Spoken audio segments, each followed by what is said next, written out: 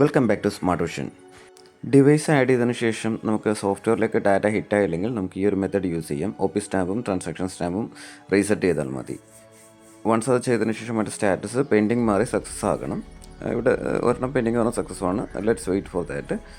ഗൂഗിളിൽ open port checking ടൂളിൽ നിന്ന് സെർച്ച് ചെയ്യുക.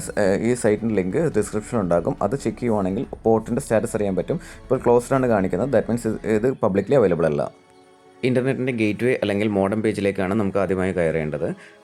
മോഡത്തിൻ്റെ യൂസർ നെയിമും പാസ്വേഡും IT ടീമിൻ്റെ അടുത്തോ അല്ലെന്നുണ്ടെങ്കിൽ ISP ഇൻ്റർനെറ്റ് സർവീസ് പ്രൊവൈഡറിൻ്റെ അടുത്തോ നമുക്ക് ചോദിക്കാവുന്നതാണ്.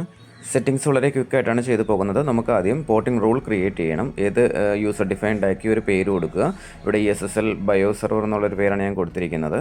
പോർട്ട് ഓപ്പൺ ചെയ്യേണ്ടത് നമ്മൾ ഏത് കമ്പ്യൂട്ടറിലാണോ ഈ ആപ്ലിക്കേഷൻ ഇൻസ്റ്റാൾ ചെയ്തിരിക്കുന്നത് ഈ കമ്പ്യൂട്ടറിൻ്റെ IP അഡ്രസ്സിലാണ് പോർട്ട് ഓപ്പൺ ചെയ്യേണ്ടത്.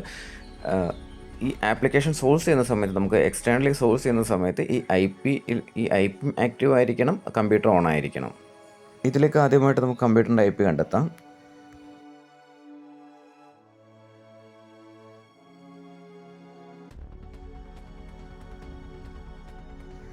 കിട്ടിയ IPക്ക് അഗെയിൻസ്റ്റ് ആയിട്ട് നമ്മൾ പോർട്ട് ഓപ്പൺ ചെയ്യുവാണ്. 192.168.1.14 ആണ് കമ്പ്യൂട്ടറിൻ്റെ IP. ഹോസ്റ്റ് ചെയ്തിരുന്ന കമ്പ്യൂട്ടറിൻ്റെ IP തന്നെയാണ് ക്ലൗഡ് സെർവർ സെറ്റിങ്സിൽ ബയോമെട്രിക് ഡിവൈസിലും കൊടുത്തിരിക്കുന്നത്. ഇതൊരു കണ്ടിന്യൂസ്ഡ് വീഡിയോ ആണ്. അപ്പോൾ ജസ്റ്റ് ആ ഒരു ലോജിക്ക് മൈൻഡിൽ വെക്കുക.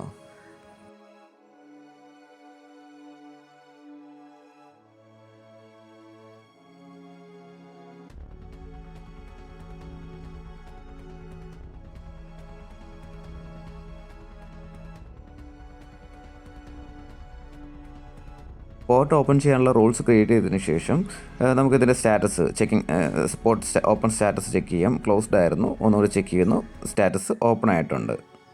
port4.com എന്നുള്ള സൈറ്റിൽ കയറി കഴിഞ്ഞാൽ നമ്മൾ യൂസ് ചെയ്യുന്ന മോഡത്തിൻ്റെ എങ്ങനെയാണ് പോർട്ട് ഓപ്പൺ ചെയ്യുന്നതിനുള്ള കറക്റ്റായിട്ടുള്ള വീഡിയോ അല്ലെങ്കിൽ ഇമേജസ് അല്ലെങ്കിൽ ഡയറക്ഷൻസ് കാര്യങ്ങളുണ്ടാകും.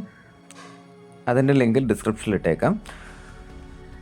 വൺസ് പോർട്ട് ഓപ്പൺ ആയതിനു ശേഷം പബ്ലിക്കലി അവൈലബിൾ ആണെന്ന് ചെക്ക് ചെയ്യാം. ഞാൻ ഈ സെയിം നെറ്റ്വർക്കിൽ തന്നെയാണ് നോക്കുന്നത്.